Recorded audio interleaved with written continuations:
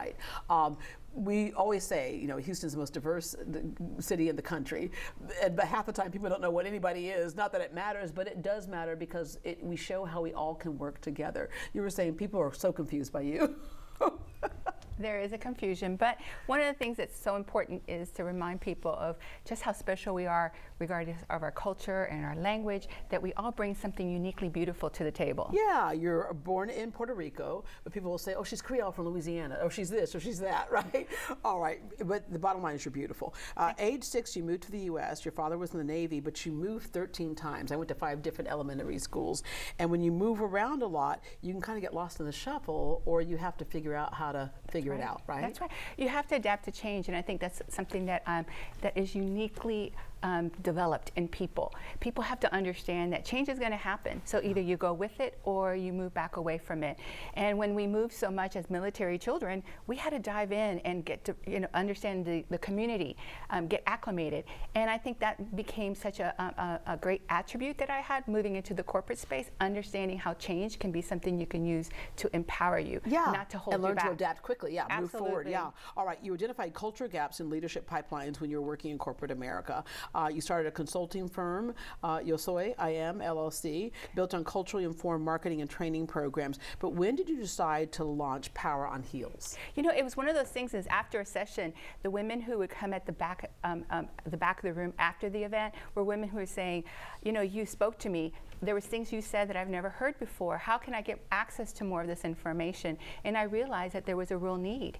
And the women they weren't always exposed to leadership training. And there was just certain things they just didn't have access to. So Power on Heels became a way of me filling that gap and nurturing those souls and making sure that they had the resources and the tools they needed. Yeah, when you say nurturing the souls, we're talking mental health and well-being, leadership, emotional intelligence, financial literacy, mentorship, business incubator, and workforce readiness. All right, Austra, you are originally from Honduras. Yes. And so you're another one that confuses people. They go, no, she's Hispanic, but she's black. Yes, that exists. Right? That's right. Right, Afro-Latina. All right, you're the mother of 3. And your connection through Power on Heels, you were introduced through a workshop. Yes, I attended a Power Purse program, which is the program that our scholarship recipients have to attend in order to qualify for the scholarship. And then I applied for the scholarship. I was getting my master's programs in social work, my master's degree in social work. And I applied and I was awarded a scholarship. And now I came full circle. I lead the scholarship program with Power on Heels. Yeah, and with those skills, like you were navigating a lot of things at that time, you know, so learning those skills to be able to, spin all those plates was important for you. What was the biggest lesson that you learned that empowered you? The biggest lesson is sometimes we just need a little push.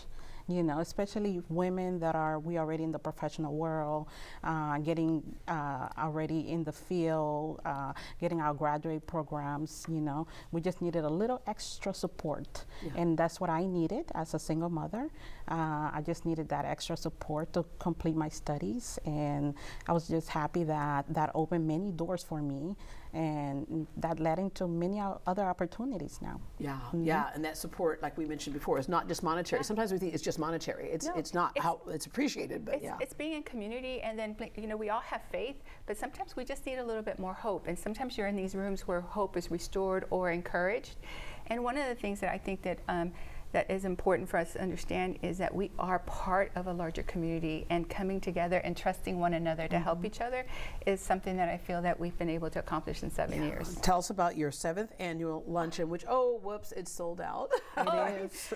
Yes, and that, tomorrow, on November 13th at the Junior League, we honor not only the power of resilience, which is something that is critical throughout this whole last year, but the most important thing is we celebrate the 10 honorees that we are giving scholarships to.